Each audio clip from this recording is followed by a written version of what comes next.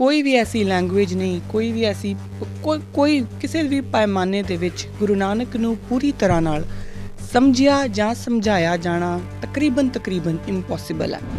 ਗੁਰੂ ਨਾਨਕ ਸਿਰਫ ਆਪਣੀ ਰੂਹ ਦੇ ਵਿੱਚ ਫੀਲ ਕੀਤੇ ਜਾ ਸਕਦੇ ਆ। ਗੁਰੂ ਨਾਨਕ ਨੂੰ ਸਿਰਫ ਤੁਸੀਂ ਆਪਣੇ ਅੰਦਰ ਮਹਿਸੂਸ ਕਰ ਸਕਦੇ ਹੋ, ਉਹ ਵੀ ਜੇ ਉਹਨਾਂ ਦੀ ਕਿਰਪਾ ਹੋਵੇ ਤੇ। ਆਪਣੀ ਮਰਜ਼ੀ ਨਾਲ ਆਪਾਂ ਉਹ ਵੀ ਨਹੀਂ ਕਰ ਸਕਦੇ। ਇਹ ਅੱਖਰ ਜਿਹੜੇ ਨੇ ਨਾ, ਇਹ ਗੁਰੂ ਨਾਨਕ ਦੀ ਕੱਦ ਨੂੰ, ਗੁਰੂ ਨਾਨਕ ਦੀ ਵਿਅਕਤਿਤਵ ਨੂੰ ਬਹੁਤ ਛੋਟਾ ਕਰ ਦਿੰਦੇ ਆ। ਗੁਰੂ ਨਾਨਕ ਨੇ ਬਸ। ਜੇ ਆਪਾਂ ਗੁਰੂ ਨਾਨਕ ਨੂੰ ਕਿਸੇ ਡੈਫੀਨੇਸ਼ਨ ਦੇ ਵਿੱਚ ਬਾਈਂਡ ਕਰਨ ਦੀ ਕੋਸ਼ਿਸ਼ ਕਰਾਂਗੇ ਨਾ, ਉਹ ਪੋਸੀਬਲ ਹੋਣਾ ਨਹੀਂ। ਜਦੋਂ ਮੈਂ ਅਗਲੀ ਵਾਰੀ ਅਰਦਾਸ ਦੇ ਵਿੱਚ ਕਹਾਂ ਕਿ ਗੁਰੂ ਨਾਨਕ ਲਈ ਧਿਆਏ, ਤਾਂ ਉਦੋਂ ਮੈਂ ਆਪਣੇ ਆਪ ਨੂੰ ਕੀ ਮੈਸੇਜ ਦੇਵਾਂ ਕਿ ਤੂੰ ਗੁਰੂ ਨਾਨਕ ਨੂੰ ਧਿਆ ਲਿਆ ਤਾਂ ਹੁਣ ਤੇਰੇ ਕਿਰਦਾਰ ਦੇ ਵਿੱਚ ਆਹ ਚੀਜ਼ਾਂ ਤਾਂ ਪੱਕੀਆਂ ਹੋਣੀਆਂ ਚਾਹੀਦੀਆਂ। ਅਗਰ ਇਹ ਚੀਜ਼ਾਂ ਤੇਰੀ ਕਿਰਦਾਰ 'ਚ ਪੱਕੀਆਂ ਨਹੀਂ ਆਉਂਦੀਆਂ, ਇਹਦਾ ਮਤਲਬ ਹੈ ਕਿ ਤੂੰ ਗੁਰੂ ਨਾਨਕ ਲਈ ਧਿਆਏ ਜਿਹੜੀ ਉਹ ਲਾਈਨ ਸੀ ਅਰਦਾਸ ਦੇ ਵਿੱਚ ਜੋ ਤੂੰ ਬੋਲਿਆ, ਉਹ ਤੂੰ ਸਿਰਫ ਮੂੰਹ ਨਾਲ ਬੋਲਿਆ, ਕਰਮਾਂ ਨਾਲ ਜਾਂ ਮਨ ਦੇ ਨਾਲ ਤੂੰ ਨਹੀਂ ਬੋਲਿਆ।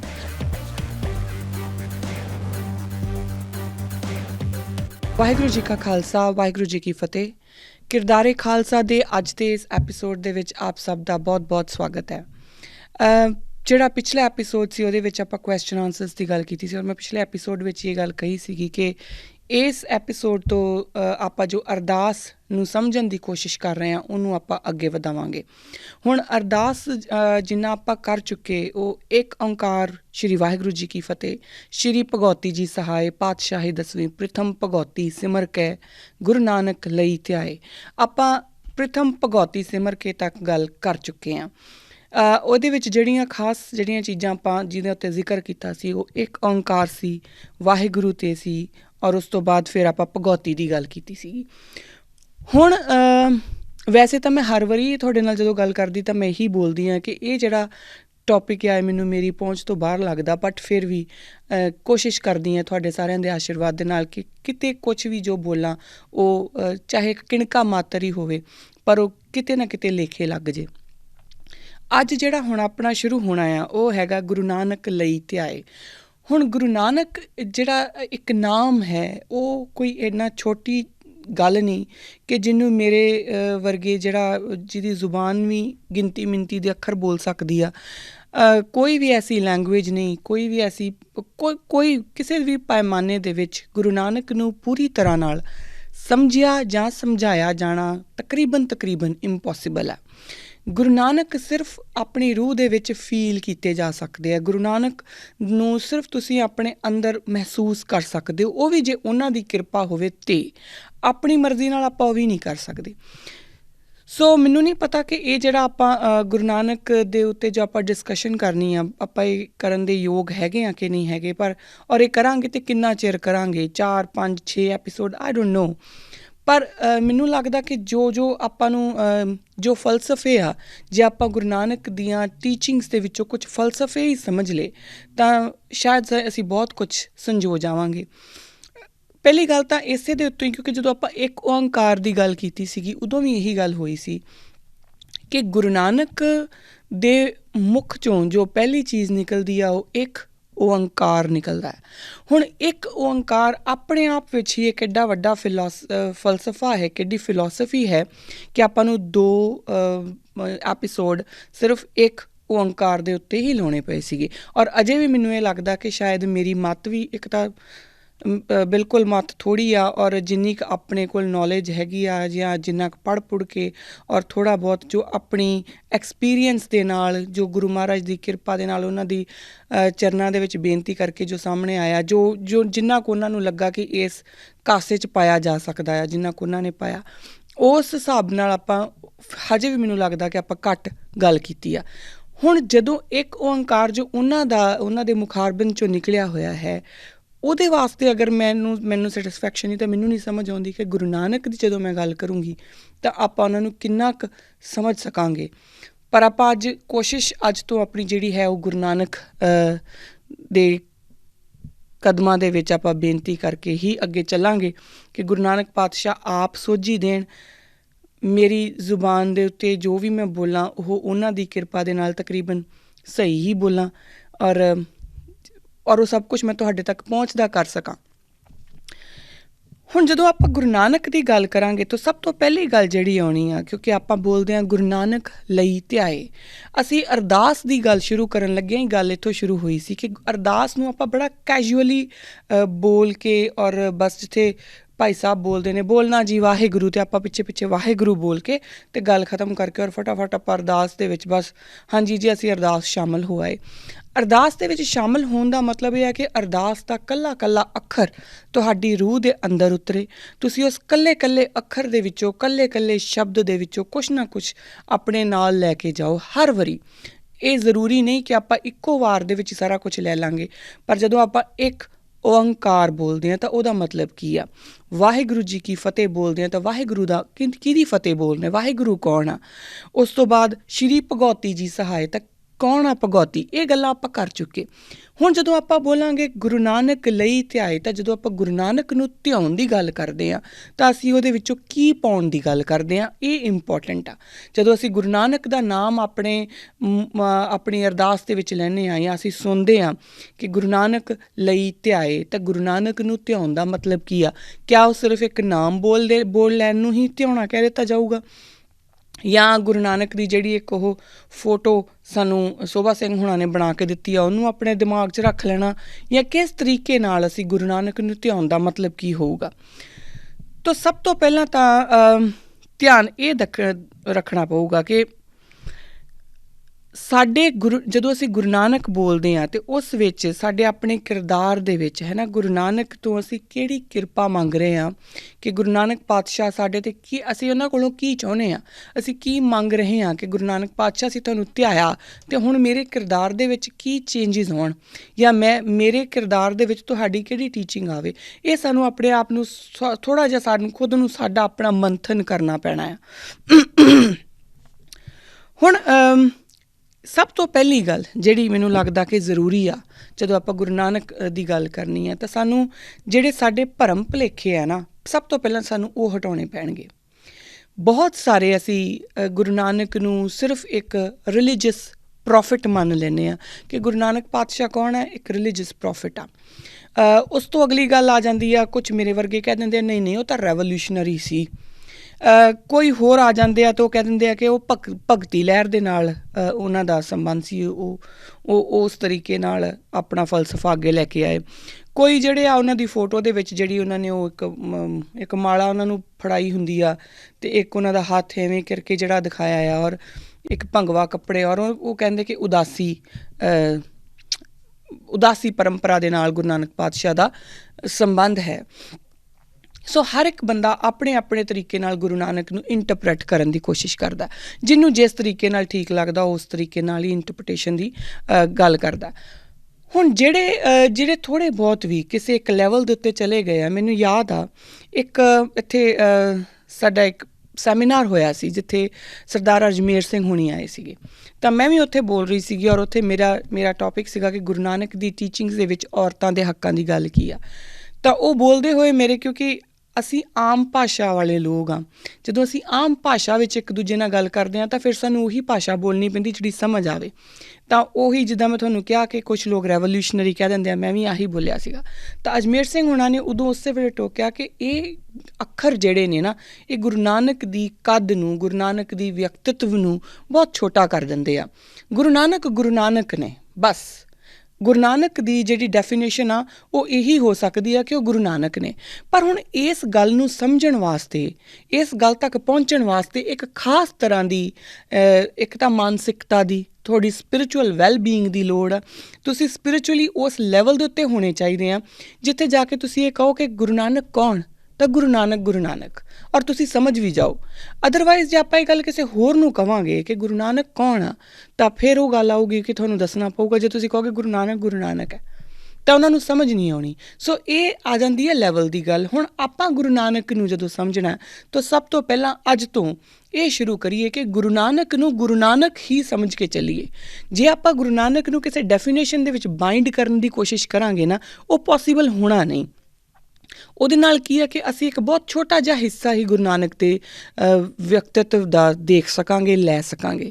ਜੇ ਅਸੀਂ ਗੁਰੂ ਨਾਨਕ ਨੂੰ ਸਿਰਫ ਰੈਵੋਲਿਊਸ਼ਨਰੀ ਮੰਨਦੇ ਹਾਂ ਜਾਂ ਸਿਰਫ ਉਦਾਸੀ ਪਰੰਪਰਾ ਦੇ ਨਾਲ ਰਿਲੇਟਡ ਜਾਂ ਕੋਈ ਭਗਤੀ ਮੂਵਮੈਂਟ ਦੇ ਨਾਲ ਰਿਲੇਟਡ ਜਾਂ ਜਿਸ ਤਰੀਕੇ ਨਾਲ ਵੀ ਆਪਾਂ ਉਹਨਾਂ ਨੂੰ ਸਮਝਣ ਦੀ ਕੋਸ਼ਿਸ਼ ਕਰਦੇ ਹਾਂ ਇੱਕ ਹਿੱਸੇ ਦੇ ਵਿੱਚ, ਉਹ ਇੰਝ ਹੋਊਗਾ ਕਿ ਜਿੱਦਾਂ ਕਿ ਸਮੁੰਦਰ ਦੇ ਵਿੱਚੋਂ ਅਸੀਂ ਗਲਾਸ ਵੀ ਨਹੀਂ, ਇੱਕ ਚਮਚਾ ਭਰ ਕੇ, ਸ਼ਾਇਦ ਚਮਚੇ ਤੋਂ ਵੀ ਇੱਕ ਬੂੰਦ ਜਿਹੜੀ ਆ ਸਿਰਫ ਅਸੀਂ ਉਹੀ ਲੈ ਸਕੇ ਹਾਂ।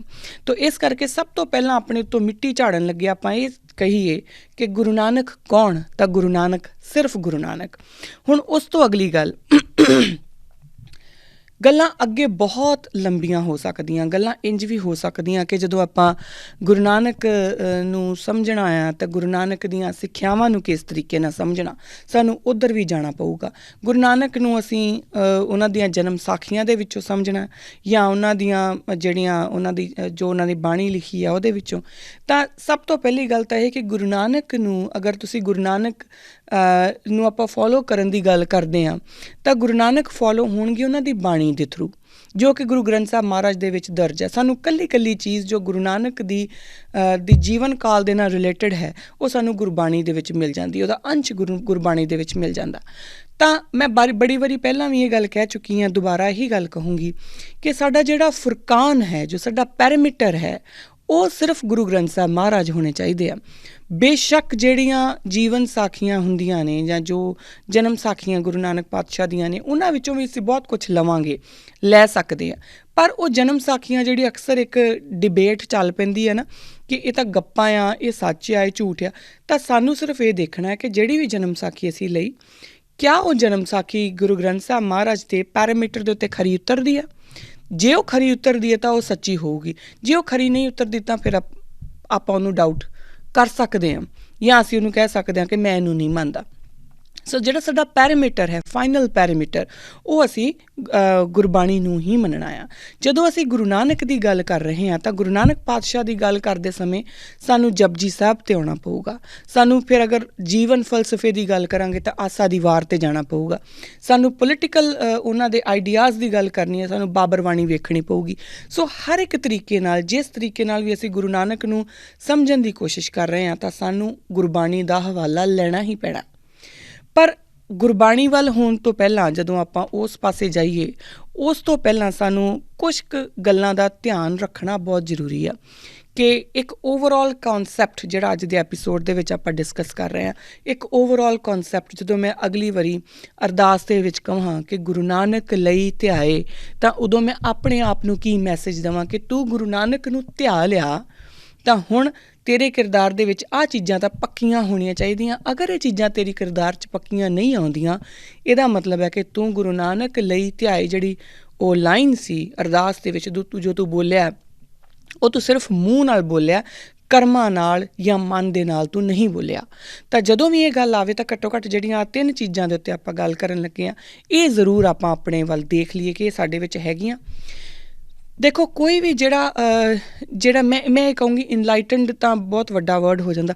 ਕੋਈ ਵੀ ਜਿਹੜਾ ਇੱਕ ਪੂਰਨ ਪੁਰਖ ਹੁੰਦਾ ਨਾ, ਪੂਰਨ ਪੁਰਖ, ਪੂਰਨ ਇਸਤਰੀ, ਪੂਰਨ ਇਨਸਾਨ, ਜਿਹੜੇ ਉਹਨਾਂ ਵਿੱਚ 3 ਚੀਜ਼ਾਂ ਜ਼ਰੂਰ ਹੁੰਦੀਆਂ। ਇੱਕ ਸੋਸ਼ਲ, ਰਿਲੀਜੀਅਸ ਔਰ ਪੋਲੀਟੀਕਲ। ਹੁਣ ਰਿਲੀਜੀਅਸ ਤੋਂ ਮੇਰਾ ਮਤਲਬ ਸਿਰਫ ਕੁਛ ਲੋਕ ਜਿਹੜੇ ਧਰਮ ਨੂੰ ਮੰਨਦੇ ਹੀ ਨਹੀਂ ਤਾਂ ਉਹ ਕਹਿਣਗੇ ਕਿ ਮੈਂ ਨਹੀਂ ਮੰਨਦਾ ਤਾਂ ਮਤਲਬ ਪੂਰਨ ਨਹੀਂ ਹੈਗਾ। ਤਾਂ ਰਿਲੀਜੀਅਸ ਤੋਂ ਭਾਵ ਇਹ ਹੁੰਦਾ ਤੁਹਾਡੀ ਸਪਿਰਿਚੁਅਲ ਵੈਲਬੀਇੰਗ, ਤੁਸੀਂ ਸਪਿਰਿਚੁਅਲੀ ਕਿੱਥੇ ਕੁ ਜੇ ਖੜ੍ਹੇ ਆ। ਹੁਣ ਸਪਿਰਿਚੁਅਲੀ ਜਦੋਂ ਆਪਾਂ ਗੱਲ ਕਰਾਂਗੇ ਤਾਂ ਇੱਕ ਬਹੁਤ ਵੱਡਾ ਸਬਜੈਕਟ ਆ, ਇਹ ਬਹੁਤ ਵੱਡੀ ਇੱਕ ਡਿਬੇਟ ਆ। ਇਹਦਾ ਮਤਲਬ ਇਹ ਨਹੀਂ ਹੈ ਕਿ ਤੁਸੀਂ ਕਿਸੇ ਪਰਮਾਤਮਾ ਨੂੰ ਮੰਨਦੇ ਹੋ ਕਿ ਨਹੀਂ ਮੰਨਦੇ, ਬਟ ਕਿਆ ਤੁਸੀਂ ਇਹ ਮੰਨਦੇ ਹੋ ਕਿ ਤੁਹਾਨੂੰ ਜਦੋਂ ਤੁਸੀਂ ਕੋਈ ਵੀ ਵਾਟ ਐਵਰ ਯੂ ਆਰ ਡੂਇੰਗ, ਕਿਆ ਤੁਸੀਂ ਉਹ ਇਹ ਸਮਝ ਕੇ ਕਰਦੇ ਹੋ ਕਿ ਤੁਸੀਂ ਗਾਈਡਡ ਹੋ, ਤੁਹਾਨੂੰ ਕੋਈ ਤਾਂ ਹੈ ਜੋ ਗਾਈਡ ਕਰ ਰਿਹਾ। ਜਦੋਂ ਤੁਸੀਂ ਆਪਣੇ ਜਿਹੜੇ ਤੁਹਾਡੇ ਕਰਮ ਹੈ, ਜਦੋਂ ਤੁਸੀਂ ਇਸ ਤਰੀਕੇ ਨਾਲ ਆਪਣੇ ਆਪ ਨੂੰ ਸਮਝਣ ਲੱਗ ਜਾਂਦੇ ਆ ਤਾਂ ਫਿਰ ਉਹ ਧਰਮ ਬਣ ਜਾਂਦੇ ਨੇ। ਉਹ ਕਰਮ ਜਿਹੜੇ ਉਹ ਤੁਹਾਡਾ ਧਰਮ ਬਣ ਜਾਂਦੇ ਨੇ। ਅਗਰ ਮੰਨ ਲਓ ਕਿ ਰਸਤੇ ਦੇ ਵਿੱਚ ਕੋਈ ਮਿਸ ਹੈਪਨਿੰਗ ਹੋਈ ਆ ਔਰ ਮੈਂ ਉੱਥੋਂ ਦੀ ਨਿਕਲਦੀ ਪਈ ਹਾਂ ਔਰ ਮੈਂ ਸੋਚਿਆ ਕਿ ਛੱਡ ਪਰੇ, ਮੇਰਾ ਕੀ ਲੈਣਾ ਦੇਣਾ। ਹੁਣ ਇਹ ਤਾਂ ਇੱਕ ਗੱਲ ਆ, ਪਰ ਅਗਰ ਮੈਨੂੰ ਲੱਗਦਾ ਆ ਕਿ ਨਹੀਂ, ਦੇਅਰ ਇਜ਼ ਸਮਬਡੀ ਜੋ ਮੈਨੂੰ ਦੇਖ ਰਿਹਾ ਆ ਔਰ ਮੈਨੂੰ ਇਹਦਾ ਜਵਾਬ ਦੇਣਾ ਪੈਣਾ ਆ, ਤਾਂ ਫਿਰ ਮੈਂ ਉੱਥੇ ਰੁਕੂੰਗੀ। ਉਹ ਮੇਰਾ ਧਰਮ ਬਣ ਜੂਗਾ। ਉਹ ਉੱਥੇ ਰੁਕਣਾ ਉਹ ਮੇਰਾ ਧਰਮ ਬਣ ਜੂਗਾ। ਚਲੇ ਜਾਣਾ ਮੇਰਾ ਕਰਮ ਵੀ ਹੋ ਸਕਦਾ ਸੀ, ਪਰ ਮੇਰਾ ਧਰਮ ਨਹੀਂ ਸੀ ਕਦੀ ਵੀ। ਧਰਮ ਜਿਹੜਾ ਹੁੰਦਾ ਆ, ਐਕਚੁਅਲੀ ਪ੍ਰੋਬਲਮ ਕੀ ਆ ਕਿ ਧਰਮ ਨੂੰ ਇੰਨਾ ਕੁ ਅਸੀਂ ਇੱਕ ਅਜੀਬ ਵਰਡ ਬਣਾ ਲਿਆ ਨਾ ਕਿ ਜਿਹੜੇ ਲੋਕਾਂ ਨੂੰ ਆਪਾਂ ਕਹਿੰਦੇ ਕਿ ਲੋਕ ਬੜੇ ਧਾਰਮਿਕ ਹੈ, ਤਾਂ ਅਸੀਂ ਉਹਨਾਂ ਨੂੰ ਦੇਖਦੇ ਅੱਛਾ ਇਹ ਬੜੇ ਪਛੜੇ ਖਿਆਲਾਂ ਵਾਲੇ ਹੋਣੇ ਆ। ਫਿਰ ਜਿਹੜਾ ਕੋਈ ਧਾਰਮਿਕ ਆ ਉਹ ਆਰਥੋਡਾਕਸ ਹੋਣਾ ਆ, ਜਾਂ ਉਹਨੂੰ ਤਾਂ ਸਮਝ ਹੀ ਨਹੀਂ ਹੋਣੀ, ਉਹ ਰੈਸ਼ਨਲ ਨਹੀਂ ਹੋਣਾ, ਉਹ ਲੌਜੀਕਲ ਨਹੀਂ ਹੋਣਾ। ਅਸੀਂ ਇਹੋ ਜਿਹੇ ਵਰਡਸ ਦੇ ਨਾਲ ਉਹਨੂੰ ਕੋਨੋਟੇਸ਼ਨ ਦੇ ਦਿੱਤੀ ਆ ਧਰਮ ਨੂੰ। ਬੇਸਿਕਲੀ ਤੁਹਾਡਾ ਧਰਮ ਉਦੋਂ ਬਣਦਾ ਆ ਜਦੋਂ ਤੁਹਾਨੂੰ ਲੱਗਦਾ ਆ ਕਿ you are answerable to somebody. ਅਸੀਂ ਆਪਣੇ ਆਫਿਸ ਦੇ ਵਿੱਚ ਕੰਮ ਕਰਦੇ ਹਾਂ, ਅਸੀਂ ਆਪਣੇ ਘਰਾਂ ਦੇ ਵਿੱਚ ਕੰਮ ਕਰਦੇ ਹਾਂ। ਆਫਿਸ ਦੇ ਵਿੱਚ ਜਦੋਂ ਅਸੀਂ ਕੰਮ ਕਰਦੇ ਹਾਂ ਤਾਂ ਸਾਡਾ ਜਿਹੜਾ ਇੱਕ ਡੈਡਲਾਈਨਸ ਹੁੰਦੀਆਂ, ਅਸੀਂ ਹਮੇਸ਼ਾ ਡੈਡਲਾਈਨਸ ਦੇ ਉੱਤੇ ਕੰਮ ਕਿਉਂ ਕਰਦੇ, ਕਿਉਂ ਰਸ਼ ਕਰਦੇ ਹਾਂ ਕਿ ਇਹ ਕੰਮ ਡੈਡਲਾਈਨ ਦੇ ਉੱਤੇ ਵੀ ਹੋਣਾ ਚਾਹੀਦਾ ਔਰ ਇਹਦੀ ਕੁਆਲਿਟੀ ਵੀ ਪ੍ਰੋਪਰ ਹੋਣੀ ਚਾਹੀਦੀ। ਬਿਕਾਜ਼ ਸਾਨੂੰ ਪਤਾ ਕਿ ਸਾਡੇ ਉੱਪਰ ਕੋਈ ਹੈਗਾ ਜਿਹਨੇ ਸਾਨੂੰ ਪੁੱਛ ਲੈਣਾ ਕਿ ਇਹ ਕੰਮ ਤੈਨੂੰ ਦਿੱਤਾ ਸੀਗਾ, ਤੂੰ ਇਹਦਾ ਕੀ ਕੀਤਾ ਆ, ਰਾਈਟ। ਹੁਣ ਉਹ ਜਿਹੀ ਜਿਹੜੀ ਉਹ ਜਦੋਂ ਸਾਨੂੰ ਉਹੋ ਜਿਹਾ ਇੱਕ ਮੈਂ ਤਾਂ ਨਹੀਂ ਕਹੂੰਗੀ ਡੰਡਾ, ਬਟ ਇਹੋ ਜਿਹੀ ਜਦੋਂ ਸੁਪਰਵਿਜ਼ਨ ਫੀਲ ਹੁੰਦੀ ਆ ਨਾ, ਤਾਂ ਉਦੋਂ ਅਸੀਂ ਜ਼ਿਆਦਾ ਆਪਣੇ ਆਪ ਦੇ ਵਿੱਚ ਰਿਸਪੋਂਸੀਬਲ ਹੋ ਜਾਂਦੇ ਹਾਂ। ਇਸੇ ਤਰੀਕੇ ਨਾਲ ਮੈਂ ਅਗਰ ਆਪਣੀ ਰੋਜ਼ਮर्रा ਦੀ ਜ਼ਿੰਦਗੀ ਦੇ ਵਿੱਚ ਜੋ ਮੈਂ ਰੋਜ਼ ਕੰਮ ਕਰ ਰਹੀ ਹਾਂ, ਉਹਨਾਂ ਕੰਮਾਂ ਦੇ ਵਿੱਚ ਵੀ, ਚਾਹੇ ਉਹ ਮੈਂ ਖਾਣਾ ਬਣਾ ਰਹੀ ਹਾਂ, ਚਾਹੇ ਮੈਂ ਕਿਸੇ ਬਾਰੇ ਕੋਈ ਗੱਲ ਕਰ ਰਹੀ ਹਾਂ, ਚਾਹੇ ਮੈਂ ਕਿਸੇ ਦੇ ਚੰਗੇ ਬਾਰੇ ਗੱਲ ਕਰ ਰਹੀ ਹਾਂ, ਚਾਹੇ ਬੁਰੇ ਬਾਰੇ ਗੱਲ ਕਰ ਰਹੀ ਹਾਂ, ਪਰ ਅਗਰ ਮੈਂ ਗੱਲ ਕਰ ਰਹੀ ਹਾਂ ਔਰ ਮੈਨੂੰ ਇਹ ਲੱਗਦਾ ਆ ਕਿ ਮੇਰੇ ਨਾਲ ਕੋਈ ਗਾਈਡਿੰਗ ਫੋਰਸ ਹੈ, ਮੈਨੂੰ ਕੋਈ ਦੇਖ ਰਿਹਾ, ਮੈਂ ਗੁਰੂ ਨਾਨਕ ਪਾਤਸ਼ਾਹ ਨੂੰ ਜਵਾਬਦੇਹ ਹਾਂ ਆਪਣੇ ਕਰਮਾਂ ਦੇ ਲਈ। ਅਗਰ ਅੱਜ ਮੈਂ ਬੈਠੀ ਕਿਸੇ ਦੇ ਪਿੱਠ ਪਿੱਛੇ ਚੁਗਲੀਆਂ ਕਰ ਰਹੀ ਹਾਂ, ਜਾਂ ਮੈਂ ਸੋਚ ਰਹੀ ਹਾਂ ਕਿ ਫਲਾਣੇ ਬੰਦੇ ਦਾ ਕੰਮ ਤਾਂ ਨਾ ਹੀ ਬਣੇ, ਤਾਂ ਮੈਂ ਗੁਰੂ ਨਾਨਕ ਨੂੰ ਆਨਸਰੇਬਲ ਹਾਂ ਕਿ ਮੈਂ ਇਹ ਕਿਉਂ ਕੀਤਾ। ਜਦੋਂ ਮੇਰੇ ਅੰਦਰ ਇਹ ਗੱਲ ਆ ਜੂਗੀ ਤਾਂ ਫਿਰ ਮੇਰਾ ਧਰਮ ਬਣਨਾ ਸ਼ੁਰੂ ਹੋ ਜੂਗਾ, ਫਿਰ ਮੈਂ ਧਾਰਮਿਕ ਹੋਣੀ ਸ਼ੁਰੂ ਹੋ ਜੂੰਗੀ। ਧਾਰਮਿਕ ਇੱਕ ਬਹੁਤ ਵਧੀਆ ਬਹੁਤ ਬੜਾ ਰਿਸਪੋਂਸਿਬਿਲਿਟੀ ਵਾਲਾ ਵਰਡ ਸੀ ਜਿਹਨੂੰ ਅਸੀਂ ਐਵੇਂ ਰੋਲ ਦਿੱਤਾ। ਅਕਸਰ ਇੱਕ ਗੱਲ ਸਾਹਮਣੇ ਆ ਜਾਂਦੀ ਆ, ਇਹ ਮੈਂ ਪਹਿਲਾਂ ਵੀ ਕਰ ਚੁੱਕੀ ਹਾਂ, ਕਿ ਜਦੋਂ ਅਸੀਂ ਇੱਕ ਗੱਲ ਕਰਦੇ ਹਾਂ ਨਾ ਕਿ ਅਕਸਰ ਕਹਿ ਦਿੰਦੇ ਆ ਕਿ ਤੁਸੀਂ ਕੌਣ ਹੋ ਜੀ, ਮੈਂ ਦੇਖੋ ਪਹਿਲਾਂ ਮੈਂ ਇਨਸਾਨ ਹਾਂ, ਉਸ ਤੋਂ ਬਾਅਦ ਮੈਂ ਸਿੱਖ ਹਾਂ, ਉਸ ਤੋਂ ਬਾਅਦ ਮੈਂ ਮੁਸਲਮਾਨ ਹਾਂ, ਉਸ ਤੋਂ ਬਾਅਦ ਮੈਂ ਕ੍ਰਿਸਚਨ ਹਾਂ, ਉਸ ਤੋਂ ਬਾਅਦ ਮੈਂ ਕੁਛ ਹੋਰ ਹਾਂ। ਇਹ ਗੱਲਾਂ ਅਕਸਰ ਆਮ ਚੱਲਣ ਲੱਗ ਜਾਂਦੀਆਂ। ਕਿਉਂਕਿ ਅਸੀਂ ਇੱਕ ਸੋਚ ਲਿਆ ਕਿ being human is the best thing. ਬਿਲਕੁਲ ਠੀਕ ਗੱਲ ਆ, being human is the best thing. ਪਰ ਅਗਰ ਹੁਣ ਕੋਈ ਮੈਨੂੰ ਪੁੱਛੇ ਕਿ ਤੂੰ ਪਹਿਲਾਂ ਕੀ ਆ, ਤਾਂ ਮੇਰਾ ਜਵਾਬ ਹਮੇਸ਼ਾ ਹੀ ਇਹ ਰਹਿੰਦਾ ਆ ਕਿ ਮੈਂ ਪਹਿਲਾਂ ਸਿੱਖ ਹਾਂ, ਉਸ ਤੋਂ ਬਾਅਦ ਇਨਸਾਨ ਆ। ਉਹਦਾ ਕਾਰਨ ਕੀ ਆ? ਦੇਖੋ, ਜਦੋਂ ਮੈਂ ਪੈਦਾ ਹੋਈ ਸੀ ਤਾਂ ਮੈਂ ਉਹੀ ਆਪਾਂ ਸਾਰੇ ਮਾਸ ਔਰ ਹੱਡੀਆਂ ਅਤੇ ਬਲੱਡ ਇਹਦੇ ਹੀ ਬਣੇ ਹੁੰਦੇ ਹਾਂ, ਹੈ ਨਾ। We all are made up of all those 3 things. ਕੋਈ ਵੀ ਬੰਦਾ ਵੱਖਰਾ ਨਹੀਂ ਹੁੰਦਾ। ਤੋ ਆਪਾਂ ਸਾਰੇ ਪੈਦਾ ਤਾਂ ਇਨਸਾਨ ਹੀ ਹੁੰਦੇ ਹਾਂ ਨਾ। ਆਪਾਂ ਅਗਰ ਇਸ ਰੇਸ ਨੂੰ ਅਗਰ ਆਪਾਂ ਇਨਸਾਨ ਕਹਿੰਦੇ ਹਾਂ ਤਾਂ ਇਹ ਸਾਰੇ ਪੈਦਾ ਤਾਂ ਇਨਸਾਨ ਹੀ ਹੁੰਦੇ ਆ। ਉਸ ਤੋਂ ਬਾਅਦ ਐਸਾ ਕੀ ਘਟਦਾ ਆ ਕਿ ਕੋਈ ਇੱਕ ਇਨਸਾਨ ਜਿਹੜਾ ਆ ਉਹ ਹਿਟਲਰ ਬਣ ਜਾਂਦਾ ਆ। ਚਲੋ ਹਿਟਲਰ ਨੂੰ ਛੱਡੋ, ਕੋਈ ਇੱਕ ਐਸਾ, ਕਿਉਂਕਿ ਹਿਟਲਰ ਫਿਰ ਕਹਿ ਦਾਂਗੇ ਵੀ ਉਹ ਧਰਮ ਦੇ ਨਾਲ ਸ਼ਾਇਦ ਰਿਲੇਟਡ ਸੀ, ਤਾਂ ਕੋਈ ਐਸਾ ਜੋ ਬੰਦਾ ਸਟੈਲਿਨ ਬਣ ਜਾਂਦਾ, ਜਿਹਦੀ ਰੈੱਡ ਆਰਮੀ ਜਿਹੜੀ ਆ ਉਹ ਕੀ ਨਹੀਂ ਕਰਦੀ, ਸਾਨੂੰ ਸਾਰਿਆਂ ਨੂੰ ਇਹ ਪਤਾ ਆ, ਇਹ ਇਤਿਹਾਸ ਗਵਾਹ ਆ। ਕੋਈ ਬੰਦਾ ਜਿਹੜਾ ਉਹ ਧਰਮ ਨੂੰ ਮੰਨਦਾ ਵੀ ਨਹੀਂ, ਪਰ ਫਿਰ ਵੀ ਉਹ ਬੜਾ ਅਜੀਬ, ਬੜੇ ਡਿਫਰੈਂਟ ਤਰੀਕੇ ਨਾਲ ਉਹ ਕ੍ਰਿਮੀਨਲ ਵੀ ਹੋ ਜਾਂਦਾ। ਉਹ ਬੇਸਿਕਲੀ ਕੀ ਹੁੰਦਾ ਹੈ, ਤਾਂ ਸਾਰੇ ਇਨਸਾਨ ਹੀ। ਫਿਰ ਬਦਲਦਾ ਕੀ ਆ? ਬਦਲਦੀਆਂ ਹੈ ਤੁਹਾਡੀਆਂ ਟੀਚਿੰਗਸ। ਜਦੋਂ ਤੱਕ ਮੈਂ ਸਿਰਫ ਇਨਸਾਨ ਸੀ ਨਾ, ਮੇਰੇ ਅੰਦਰ ਹਰ ਤਰ੍ਹਾਂ ਦੇ ਸ਼ਾਇਦ ਵਿਕਾਰ ਵੀ ਸੀ, ਗਲਤੀਆਂ ਵੀ ਸੀ। ਮੈਂ ਨਹੀਂ ਕਹਿ ਰਹੀ ਕਿ ਗਲਤੀਆਂ ਤੋਂ ਮੈਂ ਮੁਕਤ ਹੋ ਗਈ, ਕਿਉਂਕਿ ਹਜੇ ਪੂਰੀ ਤਰ੍ਹਾਂ ਨਾਲ ਆਪਾਂ ਸਿੱਖ ਹੋਏ ਨਹੀਂ। ਜਿਸ ਦਿਨ ਸਿੱਖ ਹੋ ਗਏ ਉਸ ਦਿਨ ਫਿਰ ਚਿਹਰੇ ਤੋਂ ਪਤਾ ਲੱਗ ਜਾਣਾ ਕਿ ਇਹ ਹੁਣ ਬਦਲ ਗਏ, ਇੱਥੇ ਗੇਮ ਹੋ ਗਈ, ਹੈ ਨਾ। ਇਹਦੇ ਵਿੱਚ ਹੁਣ ਇੰਪਰੂਵਮੈਂਟ ਦੀ ਕੋਈ ਲੋੜ ਨਹੀਂ ਰਹੀ, ਜਦੋਂ ਫਿਰ ਫੇਸ ਤੋਂ ਨਜ਼ਰ ਆ ਜਾਣਾ। ਪਰ ਜਦੋਂ ਤੱਕ ਮੈਂ ਸਿਰਫ ਇੱਕ ਇਨਸਾਨ ਸੀ ਤਾਂ ਮੇਰੇ 'ਚ ਹਰ ਇੱਕ ਤਰ੍ਹਾਂ ਦੀਆਂ ਮੈਨੂੰ ਚੁਗਲੀ, ਮੈਂ ਕੰਪੀਟੀਸ਼ਨ, ਅਨਹੈਲਦੀ ਕੰਪੀਟੀਸ਼ਨ ਦੇ ਵਿੱਚ ਵੀ ਤੁਸੀਂ ਹੁੰਦੇ ਹੋ।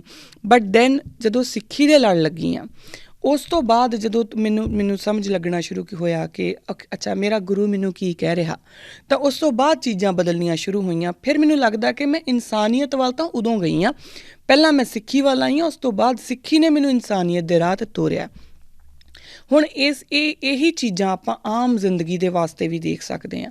ਕੋਈ ਸਪੋਰਟਸਮੈਨ ਆ, ਉਹ ਹੋ ਸਕਦਾ ਜਦੋਂ ਸਪੋਰਟਸਮੈਨ ਨਹੀਂ ਸੀ ਉਸ ਤੋਂ ਪਹਿਲਾਂ ਇਨਸਾਨ ਤਾਂ ਉਹ ਪਹਿਲਾਂ ਵੀ ਸੀਗਾ, ਬਟ ਉਹਦੇ 'ਚ ਜਿਹੜਾ ਉਹ ਸਪੋਰਟਸਮੈਨ ਸਪਿਰਿਟ ਨਾ ਹੋਵੇ। ਪਹਿਲਾਂ, ਪਰ ਜਦੋਂ ਸਪੋਰਟਸਮੈਨ ਬਣ ਗਿਆ, ਉਹ ਇੱਕ ਰੂਲਸ ਐਂਡ ਰੈਗੂਲੇਸ਼ਨਸ ਦੇ ਅੰਡਰ ਰਿਹਾ, ਤਾਂ ਉਹਦੇ 'ਚ ਉਹ ਸਪੋਰਟਸਮੈਨ ਸਪਿਰਿਟ ਆ ਗਈ। ਸਿਰਫ ਇੱਕ ਪਾਸਾ ਆਇਆ ਸਪੋਰਟਸਮੈਨ ਸਪਿਰਿਟ ਦਾ।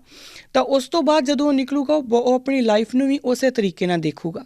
ਉਹ ਹਰ ਖਿੱਤੇ ਦੇ ਵਿੱਚ ਉਹ ਸਪੋਰਟਸਮੈਨ ਸਪਿਰਿਟ ਜਿਹੜੀ ਆ ਉਹ ਨਾਲ ਲੈ ਕੇ ਚੱਲੂਗਾ। ਸੋ ਉਹ ਉਹਦਾ ਧਰਮ ਬਣ ਗਿਆ। ਇਸੇ ਤਰੀਕੇ ਨਾਲ ਸੋ ਜਿਹੜਾ ਧਰਮ ਵਰਡ ਹੈ ਨਾ, ਆਪਾਂ ਸਭ ਤੋਂ ਪਹਿਲਾਂ ਤਾਂ ਇਹਨੂੰ ਸਮਝਣਾ ਸ਼ੁਰੂ ਕਰੀਏ ਅਤੇ ਇਹਨੂੰ ਆਪਾਂ ਬਹੁਤਾ ਨੈਗੇਟਿਵ ਨਾ ਮੰਨਣਾ ਸ਼ੁਰੂ ਕਰੀਏ, ਕਿਉਂਕਿ ਲੋਕ ਇਸ ਧਰਮ ਤੁਸੀਂ ਜਦੋਂ ਕਿਸੇ ਨੂੰ ਕਹੋ, ਜਾਂ ਤੁਹਾਨੂੰ ਲੋਕ ਅਕਸਰ ਦਿਖ ਜਾਣਗੇ ਜਿਹੜਾ ਤੁਹਾਡਾ ਮਜ਼ਾਕ ਵੀ ਉਡਾਉਣਗੇ, ਜੋ ਤੁਸੀਂ ਕਹੋਗੇ ਮੈਂ ਬੜੇ ਧਾਰਮਿਕ ਖਿਆਲਾਂ ਦਾ ਹਾਂ, ਤਾਂ ਤੁਹਾਨੂੰ ਦੇ ਲੁੱਕ ਡਾਊਨ ਟੂ ਯੂ ਕਿ ਲੈ ਅੱਛਾ, ਫਿਰ ਦਾ ਮਤਲਬ ਇਹਦੇ ਦਿਮਾਗ 'ਚ ਕੁਛ ਨਹੀਂ ਹੈਗਾ, ਇਹ ਰੈਸ਼ਨਲ ਨਹੀਂ ਹੈਗਾ। ਤਾਂ ਉਦੋਂ ਤੁਹਾਨੂੰ ਇਹ ਗੱਲ ਕਲੀਅਰ ਹੋਣੀ ਚਾਹੀਦੀ ਆ ਕਿ ਧਰਮ ਦਾ ਮਤਲਬ ਸਿਰਫ ਇੰਨਾ ਹੁੰਦਾ ਆ, ਜਦੋਂ ਤੁਹਾਡੇ ਕਰਮ ਜਿਹੜੇ ਨੇ ਉਹ ਧਰਮ ਬਣ ਜਾਣ। ਜਦੋਂ ਤੁਸੀਂ ਜੋ ਕਰ ਰਹੇ ਹੋ ਉਹ ਤੁਸੀਂ ਰਿਸਪੋਂਸੀਬਿਲਿਟੀ ਨਾਲ ਕਰਦੇ ਹੋ ਕਿ ਤੁਸੀਂ ਕਿਸੇ ਨੂੰ ਜਵਾਬਦੇਹ ਹੋ, ਉਹ ਉਸ ਟਾਈਮ 'ਤੇ ਜਾ ਕੇ ਤੁਸੀਂ ਇੱਕ ਪ੍ਰੋਪਰ ਹਿਊਮਨ ਬੀਇੰਗ ਬਣਦੇ ਹੋ। ਉਦੋਂ ਤੁਸੀਂ ਇਨਸਾਨੀਅਤ ਵੱਲ ਜਾਂਦੇ ਹੋ। ਅਦਰਵਾਈਜ਼ ਇਨਸਾਨ ਤਾਂ ਸਾਰੇ ਹੀ ਪੈਦਾ ਹੁੰਦੇ ਆ। ਉਸ ਤੋਂ ਪਹਿਲਾਂ ਇਹ ਇੱਕ ਬੜੀ ਸਵੀਪਿੰਗ ਸਟੇਟਮੈਂਟ ਆ, ਔਰ ਅਕਸਰ ਲੋਕ ਦਿੰਦੇ ਆ ਕਿ ਅਸੀਂ ਪਹਿਲਾਂ ਇਨਸਾਨ ਆ। ਤਾਂ ਫਿਰ ਇਨਸਾਨ ਦੀ ਡੈਫੀਨੇਸ਼ਨ ਕੀ ਆ? ਆਪਾਂ ਉੱਧਰ ਨੂੰ ਚੱਲੀਏ ਕਿ ਇਨਸਾਨ ਹੈ, ਇਨਸਾਨ ਦੀ ਡੈਫੀਨੇਸ਼ਨ ਕੀ ਆ, ਕਿ ਕਿਸ ਤਰ੍ਹਾਂ ਦਾ ਇਨਸਾਨ ਹੋਣਾ ਚਾਹੀਦਾ ਆ, ਹੈ ਨਾ।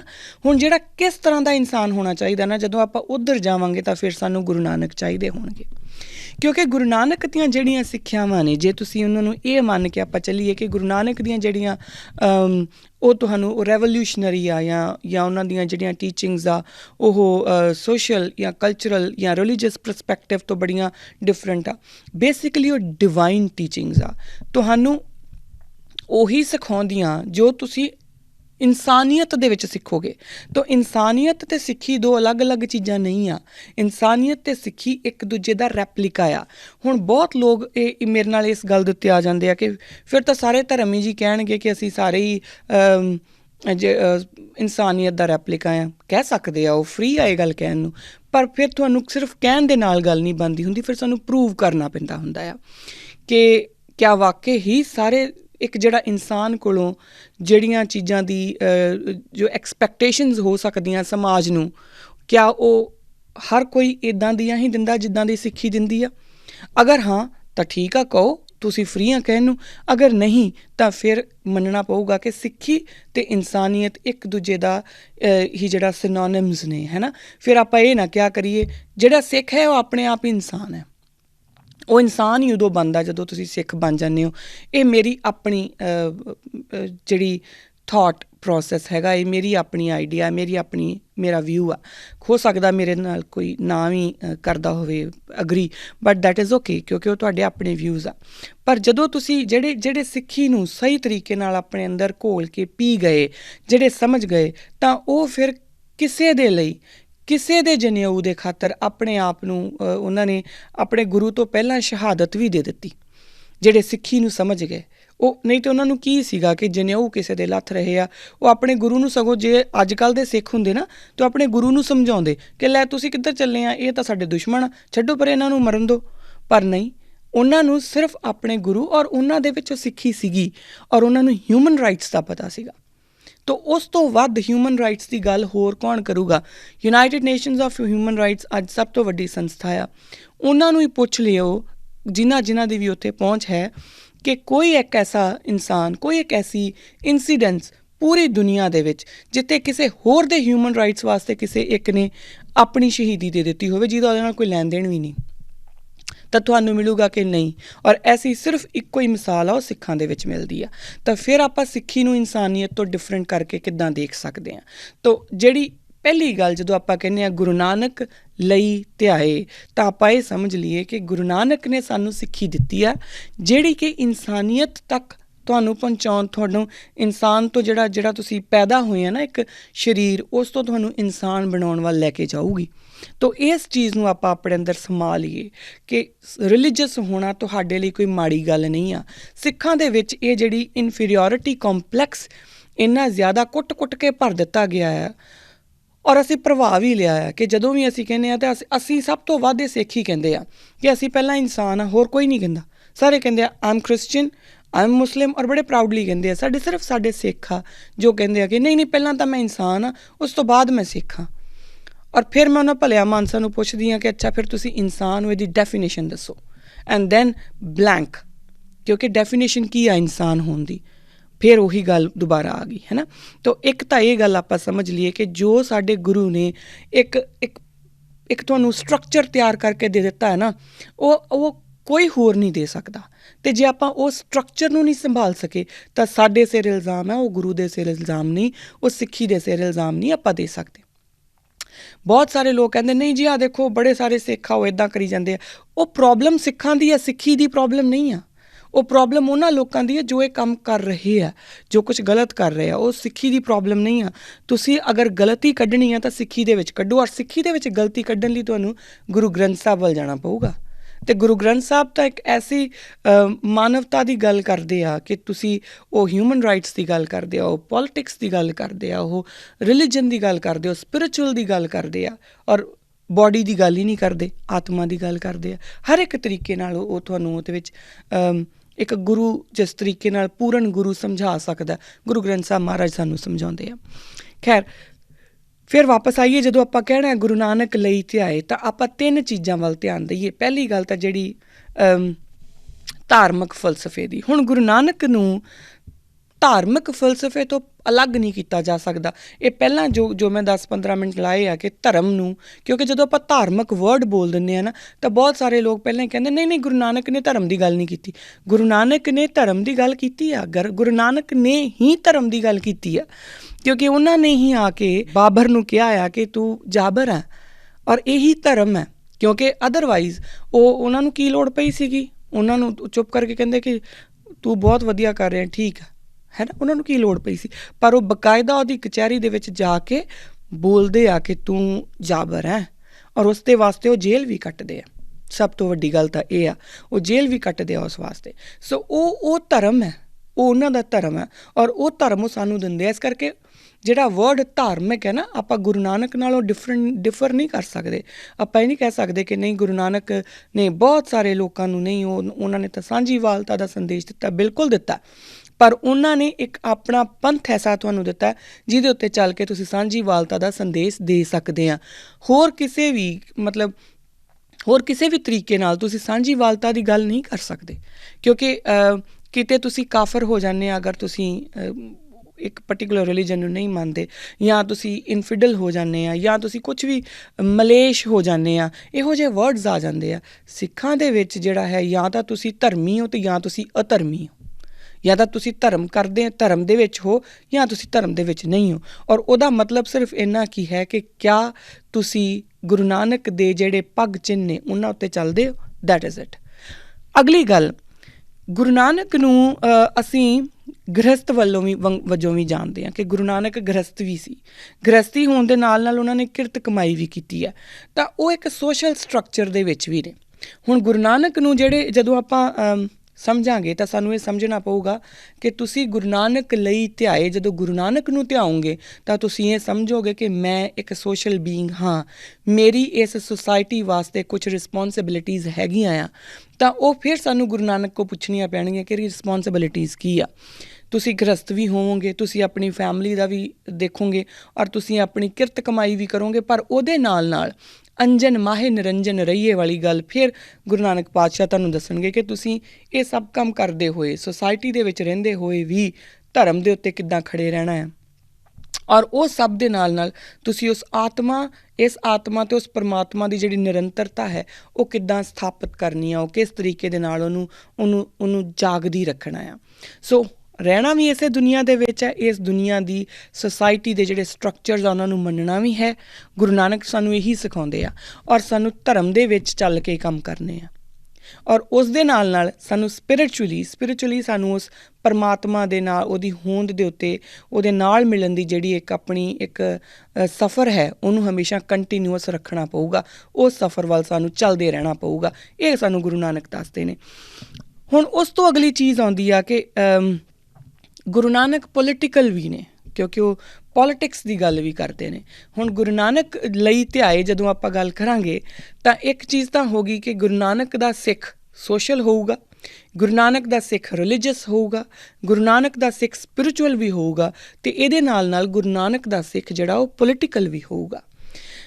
ਸਾਡੇ 'ਚੋਂ ਅੱਜ ਬਹੁਤਾਤ ਦੇ ਵਿੱਚ ਐਸੇ ਲੋਕ ਨੇ ਜਿਹੜੇ ਇੱਕ ਦੂਸਰੇ ਨਾਲ ਗੱਲ ਕਰਦੇ ਹੋਏ ਇਹ ਕਹਿ ਦਿੰਦੇ ਨੇ ਕਿ ਮੈਂ ਪੋਲੀਟਿਕਸ ਤੋਂ ਪਰੇ ਰਹਿਣਾ, ਮੈਂ ਤਾਂ ਮੇਰੇ ਜਿਹੜੇ ਵਿਚਾਰਧਾਰਾ ਨਾ ਉਹ ਬੜੀ ਪੋਲੀਟੀਕਲ ਹੈ, ਮੈਂ ਤਾਂ ਮੰਨਦਾ ਨਹੀਂ, ਮੈਂ ਪੋਲੀਟਿਕਸ ਵਿੱਚ ਜਾਂਦਾ ਹੀ ਨਹੀਂ ਜਾਂ ਜਾਂਦੀ ਹੀ ਨਹੀਂ।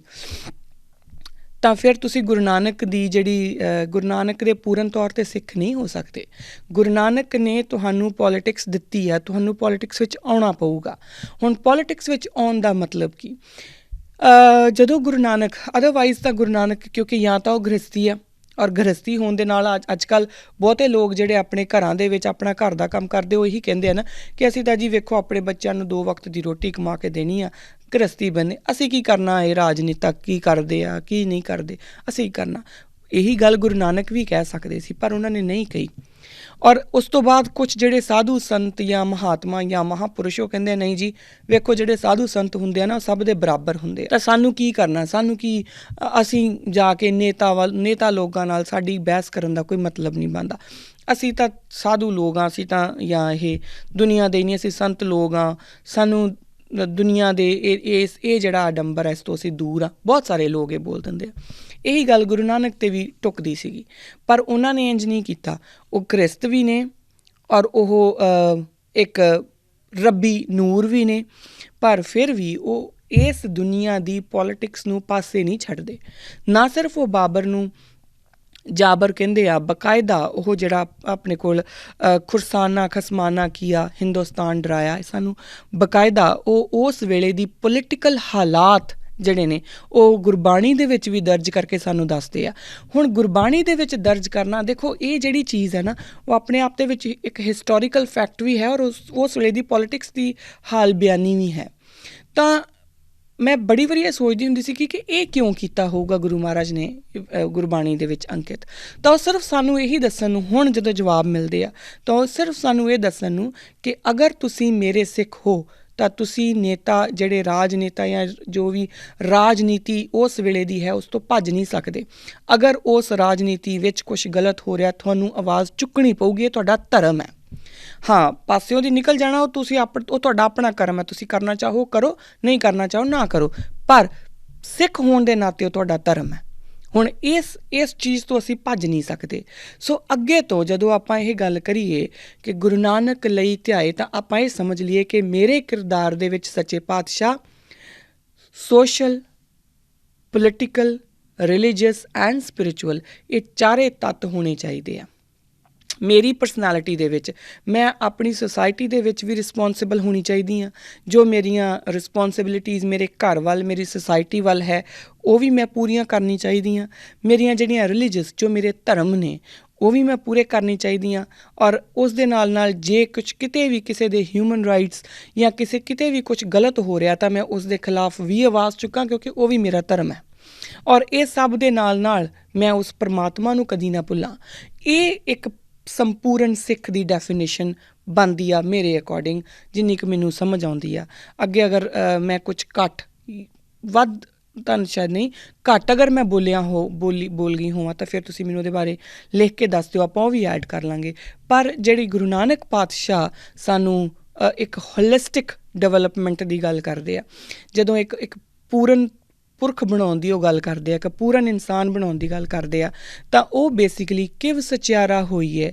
ਤਾਂ ਉਹ ਜਿਹੜਾ ਕਿਵ ਸਚਿਆਰਾ, ਉਹ ਸਚਿਆਰ ਮਨੁੱਖ ਉਹੀ ਹੋਊਗਾ ਜਿਹੜਾ ਕਦੀ ਕਿਸੇ ਵੀ ਚੀਜ਼ ਤੋਂ ਡਰੂਗਾ ਨਹੀਂ। ਹੁਣ ਇਸ ਪੂਰੇ ਫਲਸਫੇ ਦੇ ਵਿੱਚੋਂ ਅੱਗੋਂ ਨਿਕਲ ਕੇ ਆਉਂਦਾ ਨਿਰਭਉ ਨਿਰਵੈਰ ਦਾ ਫਲਸਫਾ। ਤੁਸੀਂ ਅਗਰ ਪੋਲੀਟੀਕਲੀ, ਕਿਉਂਕਿ ਪੋਲੀਟੀਕਲੀ ਆਪਾਂ ਕਿਉਂ ਨਹੀਂ ਬੋਲਦੇ, ਕਿਉਂਕਿ ਸਾਨੂੰ ਪਤਾ ਹੁੰਦਾ ਹੈ, ਦੇਖੋ ਕਦੀ ਵੀ ਜਦੋਂ ਘਾਣ ਹੁੰਦਾ ਨਾ ਤਾਂ ਉਹ ਕਮਜ਼ੋਰ ਲੋਕਾਂ ਦਾ ਜਿਹੜਾ ਵੱਡੇ ਲੋਕ ਕਰਦੇ ਹੁੰਦੇ ਆ, ਪਾਵਰਫੁਲ ਲੋਕ ਕਰਦੇ ਹੁੰਦੇ ਆ। ਤਾਂ ਪਾਵਰਫੁਲ ਲੋਕਾਂ ਦੇ ਹੱਕ ਵਿੱਚ ਭੁਗਤਣਾ ਤੁਹਾਡੇ ਲਈ ਫਾਇਦੇਮੰਦ ਹੁੰਦਾ ਆ।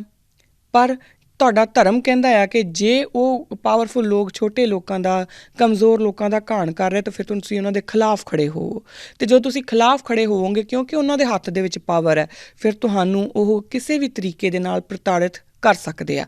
ਉਹ ਉਹਨਾਂ ਦੇ ਹੱਥ ਦੇ ਵਿੱਚ ਪਾਵਰ ਹੈਗੀ ਆ। ਹੁਣ ਇਹ ਸਭ ਕੁਛ ਜਾਣਦੇ ਹੋਏ ਵੀ ਤੁਸੀਂ ਅਗਰ ਖੜ੍ਹੇ ਹੋ ਜਾਂਦੇ ਆ ਤਾਂ ਫਿਰ ਤੁਸੀਂ ਆ ਕੇ ਸਚਿਆਰ ਮਨੁੱਖ ਵਾਲੀ ਲਾਈਨ ਦੇ ਉੱਤੇ ਚੱਲ ਰਹੇ ਆ।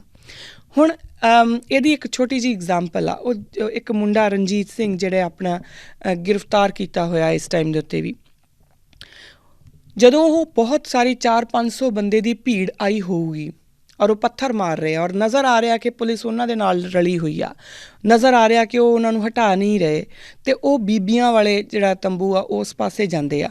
ਤਾਂ ਇਹ ਜਿਹੜਾ ਬੱਚਾ ਆ ਰਣਜੀਤ ਸਿੰਘ, ਅਗਰ ਇਹ ਕੋਈ ਹੋਰ ਹੁੰਦਾ, ਗੁਰੂ ਦਾ ਸਿੰਘ ਨਾ ਹੁੰਦਾ, ਗੁਰੂ ਦਾ ਸਿੱਖ ਨਾ ਹੁੰਦਾ, ਤਾਂ ਉਹ ਵੀ ਪਾਸਿਓਂ ਦੀ ਨਿਕਲ ਜਾਂਦਾ ਕਿ ਬੀਬੀਆਂ ਕਿਹੜੀਆਂ ਮੇਰੀਆਂ ਆਪਣੀਆਂ ਆ, ਹੈ ਨਾ। ਜਾਂ ਜਿੱਦਾਂ ਦੂਜੇ ਪਾਸਿਓਂ ਸਟੇਜ ਦੇ ਉੱਤੋਂ ਇਹ ਆਇਆ ਸੀਗਾ ਕਿ ਰਹਿਣ ਦੋ, ਉੱਧਰ ਨਾ ਜਾਇਓ, ਉਹ ਸਾਡੇ ਵਾਲੇ ਪਾਸੇ ਨਹੀਂ ਹੈਗੇ, ਇੱਦਾਂ ਵੀ ਕਹਿ ਸਕਦਾ ਸੀਗਾ। ਪਰ ਇਹੀ ਡਿਫਰੈਂਸ ਆ ਗੁਰੂ ਦੇ ਸਿੱਖ ਦੇ ਵਿੱਚ ਅਤੇ ਜਿਹੜੇ ਆਪਣੇ ਆਪ ਨੂੰ ਕਿਸੇ ਵੀ ਹੋਰ ਵਿਚਾਰਧਾਰਾ ਦੇ ਨਾਲ ਜੋੜਦੇ ਹੋਣਗੇ ਉਹਨਾਂ ਦੇ ਵਿੱਚ ਇਹ ਫ਼ਰਕ ਹੈ। ਉਹ ਇਕੱਲਾ ਮੁੰਡਾ ਉੱਥੇ ਖੜ੍ਹਾ ਹੋ ਗਿਆ। ਹੁਣ ਉਹ ਕੀ ਆ, ਉਹਦੀ ਨਿਰਭੈਤਾ ਆ, ਉਹ ਨਿਰਵੈਰ ਵੀ ਹੈ ਕਿ ਉਹ ਗਿਆ ਆ ਉੱਧਰ, ਉਹਨੂੰ ਕਿਸੇ ਨਾਲ, ਕਿਉਂਕਿ ਕਿਸੇ ਨਾਲ ਕੋਈ ਵੈਰ ਨਹੀਂ, ਪਰ ਉਹਨੂੰ ਡਰ ਵੀ ਕਿਸੇ ਦਾ ਨਹੀਂ, ਔਰ ਉਸ 400-500 ਦੀ ਭੀੜ ਦੇ ਸਾਹਮਣੇ ਖੜ੍ਹਾ ਹੋ ਗਿਆ, ਇਹ ਜਾਣਦੇ ਹੋਏ ਕਿ ਉਹ ਜ਼ਿਆਦਾ ਆ, ਮੇਰੇ ਦੇ ਉੱਤੇ ਹਾਵੀ ਹੋ ਸਕਦੇ ਆ, ਮੇਰੇ ਨਾਲ ਜੋ ਵੀ ਹੋਊਗਾ ਉਹ ਉਹਨੂੰ ਪਤਾ ਨਹੀਂ ਹੋਊਗਾ, ਇਹ ਤਾਂ ਓਬਵੀਅਸ ਸੀਗਾ ਉਹਨੂੰ, ਔਰ ਉਹ ਜਾਣਦੇ ਹੋਏ ਵੀ ਉਹ ਇਕੱਲਾ ਖੜ੍ਹਾ ਹੋ ਗਿਆ ਉੱਥੇ ਜਾ ਕੇ। ਇਹ ਨਿਰਭੈ, ਇਹਨੂੰ ਕਹਿੰਦੇ ਆ ਨਿਰਭਉ। ਔਰ ਇਸ ਤਰ੍ਹਾਂ ਦੀ ਜਿਹੜੀ ਉਹ ਜਦੋਂ ਤੁਸੀਂ ਇਹੋ ਜਿਹੇ ਲੈਵਲ ਦੇ ਉੱਤੇ ਜਾਂਦੇ ਆ, ਇਸ ਤਰ੍ਹਾਂ ਦਾ ਕਰੈਕਟਰ ਤੁਹਾਨੂੰ ਸਿੱਖੀ ਜਿਹੜੀ ਆ ਉਹ ਦਿੰਦੀ ਆ, ਗੁਰੂ ਨਾਨਕ ਪਾਤਸ਼ਾਹ ਦਾ ਫਲਸਫਾ ਦਿੰਦਾ ਆ। ਸੋ ਅੱਗੇ ਤੋਂ ਜਦੋਂ ਵੀ ਆਪਾਂ ਅਰਦਾਸ ਦੇ ਵਿੱਚ ਖੜ੍ਹੇ ਹੋਵਾਂਗੇ ਔਰ ਅਸੀਂ ਕਹਾਂਗੇ ਗੁਰੂ ਨਾਨਕ ਲਈ ਧਿਆਏ, ਤਾਂ ਇੱਕ ਵਾਰੀ ਆਪਣੇ ਅੰਦਰ ਇਹ ਗੱਲ ਜ਼ਰੂਰ ਦ੍ਰਿੜ ਕਰਨੀ ਆ ਕਿ ਗੁਰੂ ਨਾਨਕ ਲਈ ਧਿਆਏ ਦਾ ਮਤਲਬ ਕੀ ਆ, ਕਿ ਗੁਰੂ ਨਾਨਕ ਪਾਤਸ਼ਾਹ, ਮੈਂ ਤੁਹਾਨੂੰ ਧਿਆ ਕੇ ਤੁਹਾਡੇ ਕੋਲੋਂ ਇਹਨਾਂ ਚੀਜ਼ਾਂ ਦੀ ਹੀ ਦਾਤ ਮੰਗਦਾ ਹਾਂ ਕਿ ਮੈਂ ਸੁਸਾਇਟੀ ਵਿੱਚ ਜੋ ਮੇਰੇ ਕੰਮ ਨੇ ਉਹ ਵੀ ਕਰ ਸਕਾਂ, ਮੈਂ ਪਰਮਾਤਮਾ ਦਾ ਸਿਮਰਨ ਵੀ ਹਮੇਸ਼ਾ ਕਰ ਸਕਾਂ, ਭਗਤੀ ਵੀ ਮੈਨੂੰ ਮਿਲੀ ਰਹੇ, ਔਰ ਉਸ ਦੇ ਨਾਲ ਨਾਲ ਮੈਂ ਪੋਲੀਟੀਕਲ ਵੀ ਰਵਾਂ, ਔਰ ਜਿਹੜੇ ਮੇਰੇ ਧਰਮ ਤੁਸੀਂ ਮੇਰੇ ਲੇਖੇ ਲਾਏ ਆ, ਜਿਨ੍ਹਾਂ ਰਾਹਾਂ ਦੇ ਉੱਤੇ ਤੁਸੀਂ ਮੈਨੂੰ ਤੋਰਿਆ, ਉਹਦੇ ਉੱਤੇ ਮੈਂ ਤੁਰਦਾ ਰਹਾਂ। ਇਹ ਗੱਲਾਂ ਸਾਨੂੰ ਆਪਣੇ ਆਪ ਨੂੰ ਦੱਸਣੀਆਂ ਬਹੁਤ ਜ਼ਰੂਰੀ ਹੋਣਗੀਆਂ। ਹੁਣ ਇਸ ਤੋਂ ਅਗਲੀ ਗੱਲ ਜਿਹੜੀ ਆ, ਸੋ ਇਹ ਚੀਜ਼ ਤਾਂ ਇੱਕ ਆਪਣੀ ਇਹ ਓਵਰਆਲ ਇੱਕ ਹੈਗਾ ਸਟਰਕਚਰ। ਅਗਲੀਆਂ ਜਿੰਨੇ ਵੀ ਆਪਣੇ ਹੋਣਗੀਆਂ ਐਪੀਸੋਡਸ, ਆਪਾਂ ਇਹ ਇਕੱਲੇ ਸਟਰਕਚਰ ਨੂੰ ਤੋੜ ਕੇ ਦੇਖਾਂਗੇ, ਡੀਕਨਸਟਰਕਟ ਕਰਕੇ ਦੇਖਾਂਗੇ ਕਿ ਜਦੋਂ ਗੁਰੂ ਨਾਨਕ ਪਾਤਸ਼ਾਹ ਸੋਸ਼ਲ ਸਟਰਕਚਰ ਵਿੱਚ ਨੇ ਤਾਂ ਉਹ ਸਾਨੂੰ ਕੀ ਸਮਝਾਉਂਦੇ ਨੇ, ਕਿਉਂਕਿ ਉਹਦੇ ਵਿੱਚ ਵੀ ਤਾਂ ਇੱਕ ਆਪਣੇ ਆਪ ਦੇ ਵਿੱਚ ਇੱਕ ਫਲਸਫੇ ਨੇ ਨਾ। ਜਦੋਂ ਉਹ ਸੋਸ਼ਲ ਸਟਰਕਚਰ ਵਿੱਚ ਨੇ ਤਾਂ ਉਹ ਪਾਂਡੇ ਕੋਲ ਪੜ੍ਹਨ ਵੀ ਜਾਂਦੇ ਨੇ, ਅਤੇ ਫਿਰ ਅੱਗੋਂ ਕੀ ਪੜ੍ਹਾ ਕੇ ਆਉਂਦੇ ਨੇ, ਹੈ ਨਾ, ਕਿਸ ਤਰੀਕੇ ਨਾਲ ਪੜ੍ਹਾ ਕੇ ਆਉਂਦੇ ਨੇ। ਉਹ ਪੱਟੀ ਲਿਖੀ ਸਾਡੇ ਕੋਲ ਪਈ ਆ, ਗੁਰੂ ਗ੍ਰੰਥ ਸਾਹਿਬ ਮਹਾਰਾਜ ਦੇ ਵਿੱਚ ਦਰਜ ਆ, ਉਹ ਕਿੱਦਾਂ ਆ, ਕੀ ਆ, ਉਹ ਸਾਨੂੰ ਕੀ ਫਲਸਫਾ ਸਿਖਾਉਂਦੀ ਆ। ਉਸ ਤੋਂ ਬਾਅਦ ਜਦੋਂ ਉਹ ਮੌਲਵੀ ਕੋਲ ਜਾਂਦੇ ਨੇ, ਫਿਰ ਉਹ ਕੀ ਬੋਲਦੇ ਨੇ, ਜਦੋਂ ਉਹ ਜਨੇਊ ਨਹੀਂ ਪਾਉਂਦੇ ਤਾਂ ਉਹ ਕੀ ਬੋਲਦੇ ਨੇ, ਉਹ ਕੀ ਸਾਨੂੰ ਇੰਡੀਕੇਟ ਕੀ ਕਰਦੇ ਨੇ, ਸਾਨੂੰ ਸਿਖਾਉਂਦੇ ਕੀ ਨੇ, ਸਾਰੇ ਸੋਸ਼ਲ ਸਟਰਕਚਰ ਵਿੱਚ ਹੀ ਹੈ ਨਾ। ਜਦੋਂ ਆਪਣੀ ਭੈਣ ਦੇ ਘਰ ਜਾਂਦੇ ਆ, ਫਿਰ ਉੱਥੇ ਜਾ ਕੇ ਉਹ 13 ਵੀ ਤੋਲਦੇ ਆ, ਔਰ ਉਸ ਤੋਂ ਬਾਅਦ ਫਿਰ ਉਹ ਉੱਥੇ ਕੰਮ ਨਹੀਂ ਕਰਦੇ। ਉਹ ਸਾਰਾ ਕੀ ਆ, ਉਹ ਇੱਕ ਸੋਸ਼ਲ ਸਟਰਕਚਰ ਦੇ ਵਿੱਚ ਰਹਿ ਕੇ ਸਾਨੂੰ ਕਿਸ ਤਰ੍ਹਾਂ ਦੀ ਫਿਲੋਸਫੀ ਸਾਡੇ ਝੋਲੀ ਪਾ ਰਹੇ ਨੇ, ਉਹ ਸਾਨੂੰ ਸਮਝਣ ਵਾਸਤੇ ਡਿਫਰੈਂਟ ਅਸੀਂ ਇਹ ਤਿੰਨਾਂ ਚੀਜ਼ਾਂ ਦੇ ਉੱਤੇ ਅਲੱਗ-ਅਲੱਗ ਐਪੀਸੋਡਸ ਦੇ ਉੱਪਰ ਗੱਲ ਕਰਾਂਗੇ। ਔਰ ਉਸ ਤੋਂ ਬਾਅਦ ਜਦੋਂ ਉਹ ਫਿਰ ਆਪਣੀ ਸਾਰੀਆਂ ਉਦਾਸੀਆਂ ਖ਼ਤਮ ਕਰਨ ਤੋਂ ਬਾਅਦ ਜਦੋਂ ਵਾਪਸ ਆ ਜਾਂਦੇ ਆ, ਤਾਂ ਆ ਕੇ ਫਿਰ ਉਹ ਹਲ ਵੀ ਵਾਹੁੰਦੇ ਆ, ਉਹ ਸੋਸ਼ਲ ਸਟਰਕਚਰ ਦਾ ਹਿੱਸਾ ਆ। ਉਹਦਾ ਕੀ ਮਤਲਬ, ਉਹ ਕੀ ਕਹਿਣਾ ਚਾਹੁੰਦੇ ਸੀ, ਸਾਨੂੰ ਇਹ ਦੇਖਣਾ ਪਊਗਾ। ਫਿਰ ਜਦੋਂ ਪੋਲੀਟਿਕਸ ਦੀ ਆਪਾਂ ਗੱਲ ਕਰਾਂਗੇ ਤਾਂ ਜਾ ਕੇ ਉਹਨਾਂ ਜਦੋਂ ਸੁਮੇਰ ਪਰਬਤ 'ਤੇ ਜਾ ਕੇ ਅਤੇ ਸਿੱਧ ਗੋਸ਼ਟੀ ਕਰਦੇ ਆ, ਉਹ ਪੋਲੀਟੀਕਲ ਡਾਇਲੋਗ ਆ, ਜਾਂ ਉਹਨੂੰ ਰਿਲੀਜੀਅਸ ਡਾਇਲੋਗ ਵੀ ਕਹਿ ਸਕਦੇ ਆ ਕੁਛ ਲੋਕ, ਅਕੋਰਡਿੰਗ ਟੂ ਆਪਣੀ ਅੰਡਰਸਟੈਂਡਿੰਗ। ਮੈਨੂੰ ਉਹ ਪੋਲੀਟੀਕਲ ਵੀ ਲੱਗਦਾ ਹੁੰਦਾ ਆ। ਤਾਂ ਉਹ ਜਿਹੜਾ ਇੱਕ ਡਾਇਲੋਗ ਆ, ਉਹਦਾ ਕੀ ਮਤਲਬ ਆ, ਉਹ ਕੀ ਕਹਿਣਾ ਚਾਹ ਰਹੇ ਆ, ਸਾਨੂੰ ਕੀ ਦੱਸਣਾ ਚਾਹ ਰਹੇ ਆ, ਇਹ ਸਾਰੀਆਂ ਚੀਜ਼ਾਂ ਸਾਨੂੰ ਲੇਅਰ ਬਾਏ ਲੇਅਰ ਸਮਝਣੀਆਂ ਪੈਣਗੀਆਂ ਗੁਰਬਾਣੀ ਦੇ ਹਵਾਲੇ ਤੋਂ। ਆਉਣ ਵਾਲੇ ਜਿਹੜੇ ਆਪਣੇ ਹੋਣਗੇ ਸਾਰੇ ਜਿੰਨੇ ਵੀ ਅਸੀਂ ਅੱਗੇ ਗੁਰੂ ਨਾਨਕ ਪਾਤਸ਼ਾਹ ਨੂੰ ਡੈਡੀਕੇਟ ਕਰਾਂਗੇ ਸਾਰੇ ਐਪੀਸੋਡਸ, ਉਹਨਾਂ ਵਿੱਚ ਆਪਾਂ ਇਹਨਾਂ ਸਾਰੀਆਂ ਨੂੰ ਇਹਨਾਂ ਚਾਰਾਂ ਆਸਪੈਕਟਸ ਦੇ ਉੱਪਰ ਡਿਫਰੈਂਟ ਲੈਵਲ ਦੇ ਉੱਤੇ ਗੱਲ ਕਰਾਂਗੇ। ਇੱਕ ਗੱਲ ਜਿਹੜੀ ਉਸ ਤੋਂ ਪਹਿਲਾਂ ਸਮਝਣੀ ਬੜੀ ਜ਼ਰੂਰੀ ਆ ਕਿ ਜਦੋਂ ਅਸੀਂ ਇਸ ਚੀਜ਼ ਨੂੰ, ਜਦੋਂ ਅਸੀਂ ਆਪਣੇ ਬਾਬੇ ਨਾਨਕ ਨੂੰ, ਆਪਣੇ ਗੁਰੂ ਨਾਨਕ ਪਾਤਸ਼ਾਹ ਨੂੰ ਜਦੋਂ ਅਸੀਂ ਸਮਝਣਾ ਹੋਊਗਾ, ਹੈ ਨਾ, ਕੁਛ ਬੜਾ ਪਿਆਰਾ ਕੁਛ ਲੋਕ ਇਹ ਵੀ ਕਹਿੰਦੇ ਗੁਰੂ ਬਾਬਾ, ਮੈਨੂੰ ਇਹ ਬੜੀ ਵਧੀਆ ਨਾਮ ਲੱਗਦਾ ਹੁੰਦਾ। ਉਹ ਸਾਡਾ ਗੁਰੂ ਬਾਬਾ, ਜਦੋਂ ਅਸੀਂ ਉਹਨੂੰ ਸਮਝਣਾ ਹੋਊਗਾ ਨਾ, ਤਾਂ ਸਾਨੂੰ ਉਹਨੂੰ ਫੋਟੋਆਂ ਦੇ ਵਿੱਚੋਂ ਕੱਢ ਕੇ ਸਮਝਣਾ ਪਊਗਾ।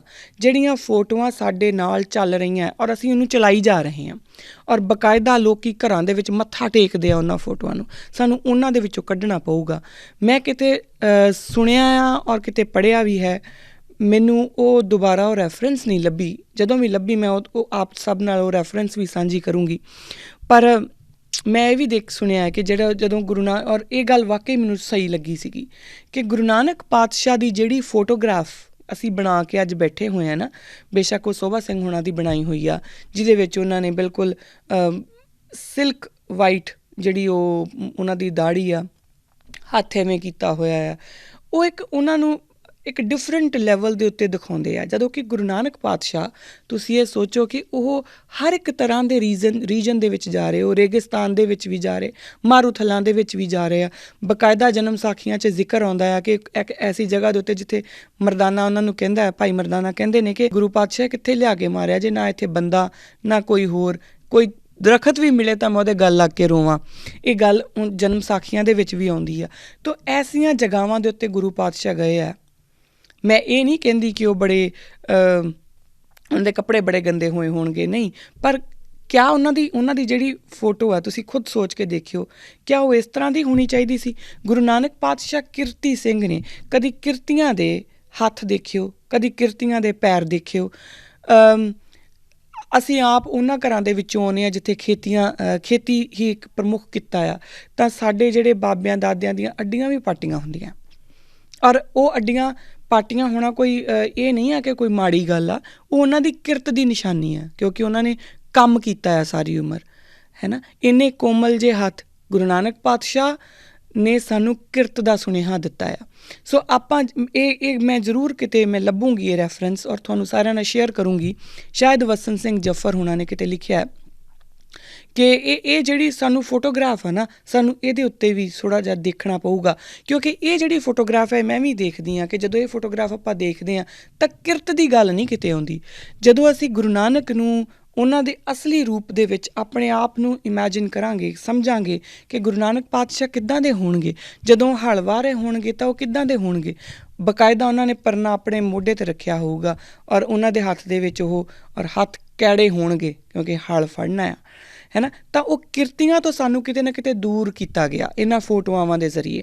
ਆਪਾਂ ਇਹਨਾਂ ਫੋਟੋਆਂ 'ਚੋਂ ਬਾਹਰ ਨਿਕਲੀਏ ਔਰ ਜਿਹੜੇ ਸਾਡੇ ਕਿਰਤੀ ਲੋਕ ਨੇ, ਜੋ ਗੁਰੂ ਨਾਨਕ ਨੇ ਸਾਨੂੰ ਨਾਮ ਜਪਣ ਦੀ, ਵੰਡ ਛਕਣ ਅਤੇ ਕਿਰਤ ਕਰਨ ਦੀ ਫਿਲਾਸਫੀ ਦਿੱਤੀ ਹੈ ਨਾ, ਤਾਂ ਆਪਾਂ ਕਿਰਤੀਆਂ ਨਾਲ ਪਿਆਰ ਦੁਬਾਰਾ ਸ਼ੁਰੂ ਕਰੀਏ। ਉਹ ਕਿਰਤੀ ਸਾਡੇ ਆਪਣੇ ਆ ਜਿਨ੍ਹਾਂ ਨੂੰ ਅਸੀਂ ਅੱਜ ਦੂਰ ਸੁੱਟ ਲਿਆ। ਮੈਂ ਕਿਸੇ ਜਾਤਾਂ ਦੇ ਵਿੱਚ ਨਹੀਂ ਜਾਂਦੀ, ਕਿਉਂਕਿ ਜਾਤਾਂ ਛੱਡ ਦਿਓ, ਅਸੀਂ ਸਿਰਫ ਕਲਾਸ 2 ਹੁੰਦੀਆਂ ਆ, ਜਾਂ ਅਮੀਰ ਅਤੇ ਜਾਂ ਗਰੀਬ, ਬਾਕੀ ਸਾਰੀਆਂ ਕਲਾਸਿਸ ਜਿਹੜੀਆਂ ਆਪਾਂ ਆਪ ਘੜ ਲੈਂਦੇ ਹਾਂ। ਸੋ ਇੰਨਾ ਕੁ ਅੱਜ ਦੀਆਂ ਮੇਰੀਆਂ ਜਿਹੜੀਆਂ ਬੇਨਤੀਆਂ ਪ੍ਰਵਾਨ ਕਰਨਾ। ਅਗਲਾ ਜਿਹੜਾ ਐਪੀਸੋਡ ਹੋਊਗਾ ਉਹਦੇ ਵਿੱਚ ਆਪਾਂ ਇਹ ਫੋਟੋਗ੍ਰਾਫ ਵਾਲੀ ਗੱਲ ਵੀ ਮੈਂ ਅੱਗੇ, ਕਿਉਂਕਿ ਕੋਸ਼ਿਸ਼ ਕਰੂੰਗੀ ਮੈਂ ਆਪਣੀ ਉਹ ਰੈਫਰੈਂਸ ਲੱਭ ਕੇ ਲੈ ਕੇ ਆਵਾਂ ਅਤੇ ਉਹਨੂੰ ਅੱਗੇ ਤੋਰਾਂਗੇ ਔਰ ਬਾਕਾਇਦਾ ਆਪਾਂ ਦੇਖਾਂਗੇ ਕਿ ਸਾਨੂੰ ਇਹਨਾਂ ਫੋਟੋਆਂ ਨੇ ਕੀ ਦਿੱਤਾ, ਅਸੀਂ ਕੀ ਗਵਾਇਆ। ਆਪਾਂ ਇਹਦੇ ਬਾਰੇ ਵੀ ਗੱਲ ਕਰਾਂਗੇ ਔਰ ਬਾਕਾਇਦਾ ਜਿਹੜੇ ਇਹ 4 ਮੁੱਢਲੀਆਂ ਚੀਜ਼ਾਂ ਬਾਰੇ ਮੈਂ ਗੱਲ ਕੀਤੀ ਹੈ ਕਿ ਜਦੋਂ ਅਸੀਂ ਇੱਕ ਪੂਰਨ ਪੁਰਖ ਦੀ ਗੱਲ ਕਰਨੀ ਹੈ, ਇੱਕ ਪੂਰਨ ਇਨਸਾਨ ਦੀ ਗੱਲ ਕਰਨੀ ਹੈ, ਤਾਂ ਉਹ ਪੂਰਨ ਇਨਸਾਨ ਸੋਸ਼ਲ ਵੀ ਹੋਊਗਾ, ਕਲਚਰਲ ਰਿਲੀਜੀਅਸ ਵੀ ਹੋਊਗਾ, ਸਪਿਰਿਚੁਅਲ ਵੀ ਹੋਊਗਾ ਔਰ ਪੋਲੀਟੀਕਲ ਵੀ ਹੋਊਗਾ। ਇਹਨਾਂ ਦੇ ਵਿੱਚੋਂ ਕੋਈ ਵੀ ਇੱਕ ਚੀਜ਼ ਅਗਰ ਮਾਈਨਸ ਹੈ ਤਾਂ ਉਹ ਪੂਰਨ ਨਹੀਂ ਹੋ ਸਕਦਾ। ਤਾਂ ਇਹ ਨਹੀਂ ਇੱਕ ਗੱਲ ਅੱਜ ਮੈਂ ਸਮਾਪਤੀ ਕਰਦੀ ਹਾਂ। ਆਪਾਂ ਮਿਲਦੇ ਹਾਂ ਅਗਲੇ ਐਪੀਸੋਡ ਦੇ ਵਿੱਚ ਫਿਰ ਤੋਂ, ਔਰ ਇਸੇ ਚੀਜ਼ ਨੂੰ ਆਪਾਂ ਅੱਗੇ ਵਧਾਵਾਂਗੇ। ਮੇਰੇ ਕੋਲ ਕੋਈ ਗਲਤੀ ਹੋ ਗਈ ਹੋਵੇ, ਕੋਈ ਭੁੱਲ ਚੁੱਕ ਹੋ ਗਈ ਹੋਵੇ ਤਾਂ ਖਿਮਾ ਜੀ। ਬਾਕੀ ਆਪ ਸਭ ਦੀ ਹਜ਼ੂਰੀ ਵਿੱਚ ਦੁਬਾਰਾ ਆਊਂਗੀ ਅਗਲੇ ਹਫ਼ਤੇ। ਵਾਹਿਗੁਰੂ ਜੀ ਕਾ ਖਾਲਸਾ, ਵਾਹਿਗੁਰੂ ਜੀ ਕੀ ਫਤਿਹ।